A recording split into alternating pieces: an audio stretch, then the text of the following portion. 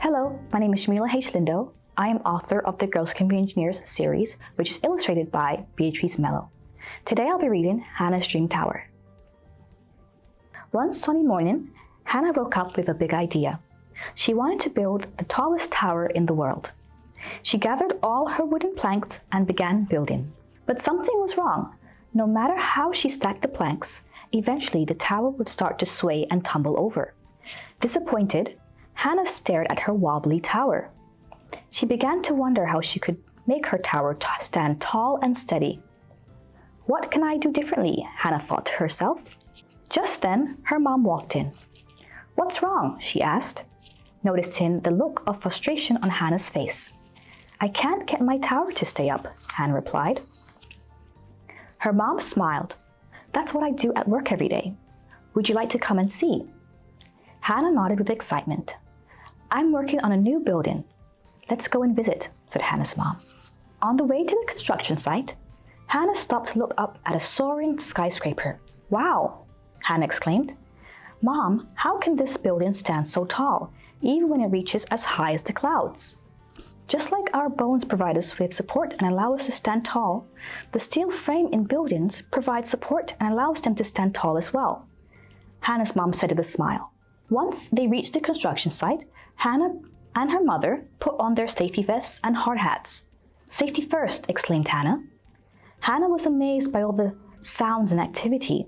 She heard the beep, beep, beep of a front loader backing up, the clang, clang, clang of a hammer hitting a nail, and the roar of a cement mixer churning. There were workers in hard hats and bright orange vests who zoomed around like busy bees, each with a different job to do.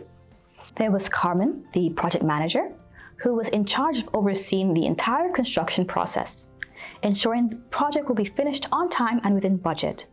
There was the architect, Minji, who used her creativity to design the building. There were engineers like Amar and Hannah's mom, who made sure the building was safe and stable. And there were construction workers like Aisha and John, who built the buildings. They lifted the heavy loads and hammered the nails into place to make the designs come to life. Together, they made a team. What are they checking? Hannah asked as she watched the engineers look at drawings and make calculations. As engineers, we create drawings that show us exactly what the structure would look like once it's complete. It's important to have a clear vision of the design before we start building, said Hannah's mom. As they walked around the construction site, Hannah's mom showed her how the different parts of the building come together. She explained how the foundation was the most important part of the building because it had to be strong enough to support the entire structure. She also showed Hannah the beams and columns that helped hold the building up and the braces that kept it from swaying. As a structural engineer, I designed and analyzed the structure of the building to ensure that it is safe and able to remain sturdy against different types of weather, such as strong winds and even earthquakes.